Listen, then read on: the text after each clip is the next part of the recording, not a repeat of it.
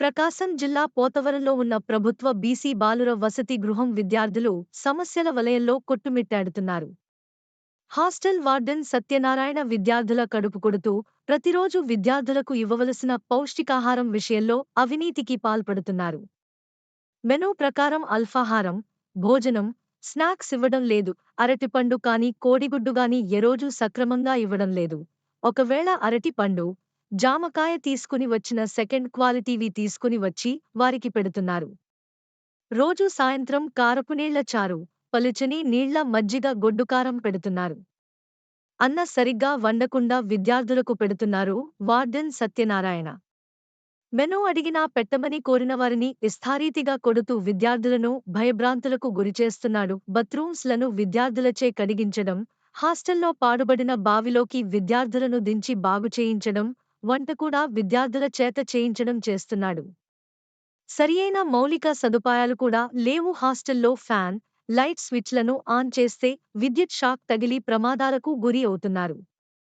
ఈ విషయాలపై గతంలో ఉన్నతాధికారిని అంజలికి ఫిర్యాదు చేయగా సదరు అధికారిని ఒంగోలు సహాయ బీసీ వెల్ఫేర్ అధికారి శ్రీనివాసరావును ఎంక్వైరీకి నియమించారు.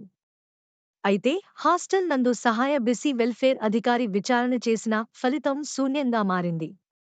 అంతేగాక వార్డెన్ సత్యనారాయణ తన పద్ధతిని మార్చుకోకపోగా డీబీసీడబ్ల్యూకు, ఏబీసీడబ్ల్యూఓలకు ముడుపులు ఇచ్చానని తననేమీ చేయలేరు అని బహిరంగంగానే చెబుతున్నాడు. పర్యవేక్షణ, తనిఖీలు చేసినా ఎలాంటి చర్యలు తీసుకోకపోవడం వలన విద్యార్థుల భవిష్యత్తొంధకారంలో పడుతుంది. ఇప్పటికైనా సంబంధిత అధికారులు వార్డెన్ మీద చర్యలు తీసుకోవాలని విద్యార్థులు, వారి తల్లిదండ్రులు కోరుకుంటున్నారు. ఈరోజు గుడ్లు రాలేదు ఏంటంటే పదే అడిగి అనుకో వచ్చి కొడతాడు. ఏం సార్ అంటే రేపు ఎత్తంగా ఎందుకు నువ్వు వరుస్తుంది మన క్వశ్చన్ ఎవరు కొట్టింది?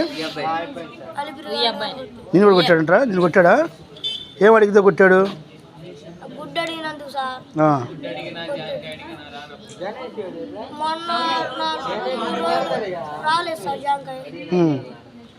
అడిగావా? 3 రోజులు 4 రోజులు చిక్కీలు రాలేదు సార్. అడిగితే అన్నం వెళ్తున్నా సార్. చిక్కీ అడిగి మాట్లాడద్దు, కర్ర వచ్చి సార్ మీద మీదకి. చిక్కీ అంటే మీద మీదకి వస్తున్నాడు సార్. చిక్కీ సార్ మొన్న దాకా ఎవరు కొట్టింది? ఎందుకే సార్ సార్ ఏమన్నాడు? అంటే మామూలుగా మేము ఇద్దరం ఆడుకుంటుంటే నేను ఇంకో అబ్బాయి ఏదో చెప్పు వాడు అక్కడ పక్కన పెట్టుకోవడానికి వస్తుంటే ఎమ్మడి పడుతున్నట్టు అనిపించినట్టుంది ఆయనకి. దాంతో వచ్చి కొట్టాడు అడగకుండానే. అడిగితే మీరు ఎదురు కొట్టుకుంటున్నారు అనేసరికి నేను కొట్టుకోలేదు సార్ అనగద్ది ఇంకా కొట్టాడు.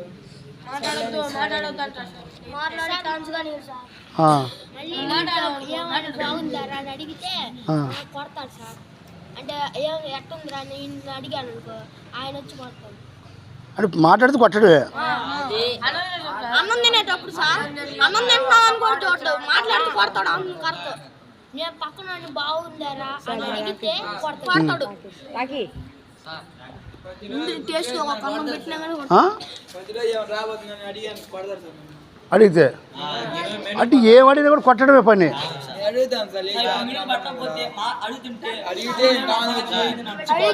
ప్రకారం రాకపోయింది మేము గట్టిగా అడిగాము రేపు వేస్తామంగా అని చెప్పి మళ్ళీ రిపీట్ చేసి అడిగాను. అంత వచ్చి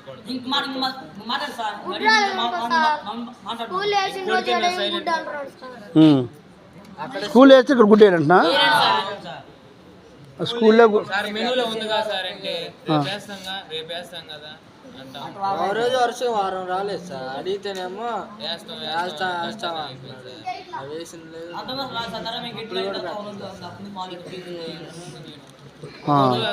బాగుండవు సార్. వస్తువులు ఉంటాయి అంటే ఇప్పుడు బాగుంటుంది అంటే వండటం లోపం అంటారా లేకపోతే ఇవ్వటం లోపం అంటారా?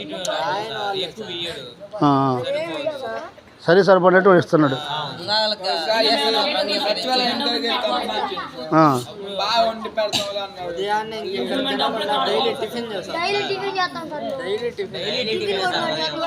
టిఫిన్ బయట తింటారు మీరు డైలీ?